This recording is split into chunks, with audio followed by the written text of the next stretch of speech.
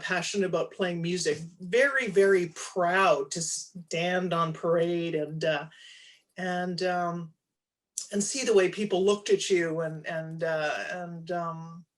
felt, you know, how you could make them feel with the music, with the drums and the ways in which it was so emotive. So I was very proud, very proud. Got through basic training with a lot of humor and a lot of made wonderful friends.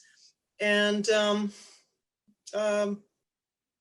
then got to the school and, you know, reality set in.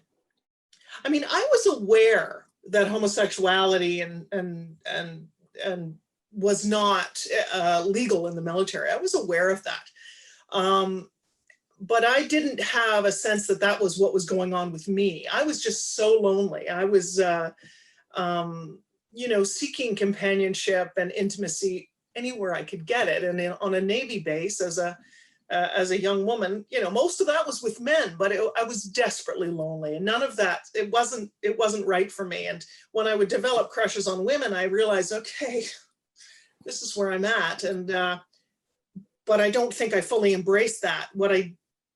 And I was, I think, so young and so confused that I just kind of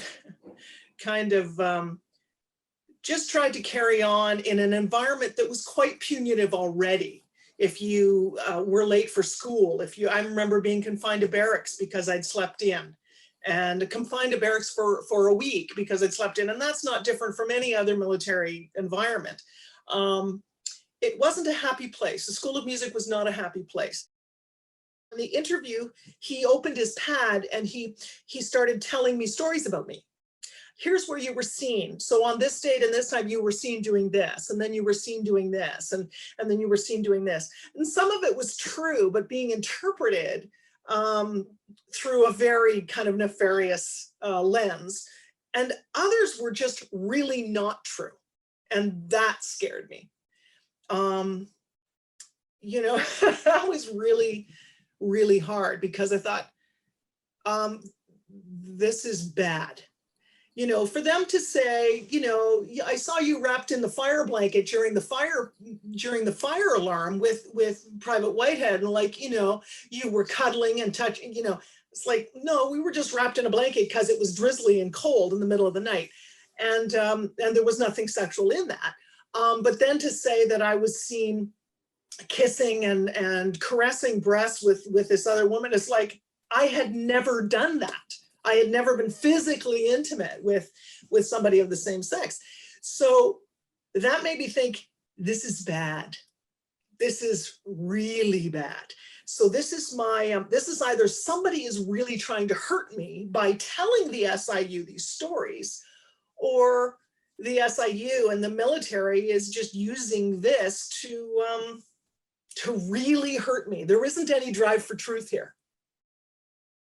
I think my spirit just broke, and I remember not eating for 3 days. I remember my dear friend with whom I was, you know, I was purportedly with, we were friends from high school, and we had never had a sexual relationship. We were intimate because we were dear, dear friends, but not sexual in any way.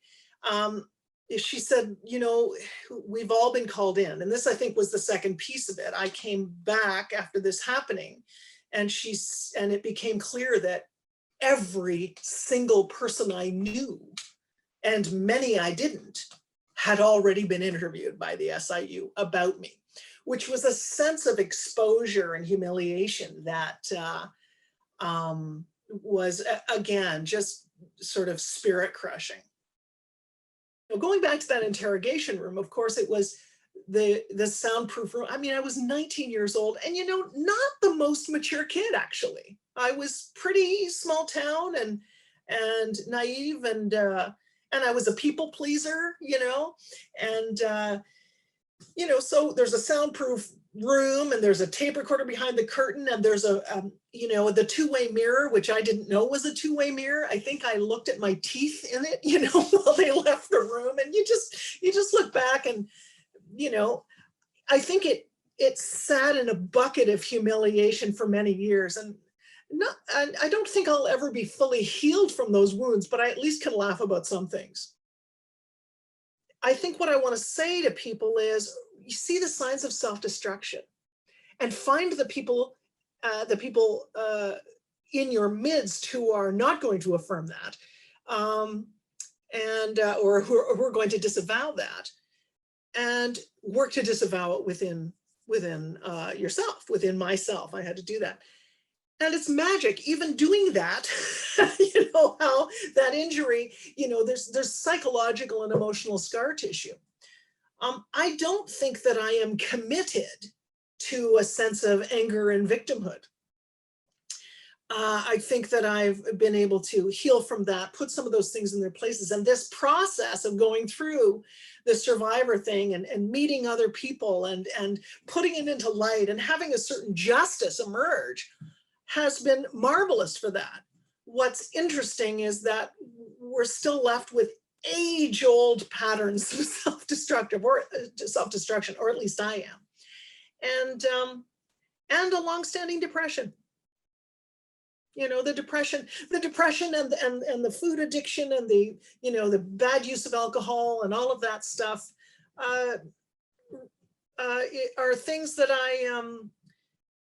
that still have a lot of, that still have a strong pulse in my life.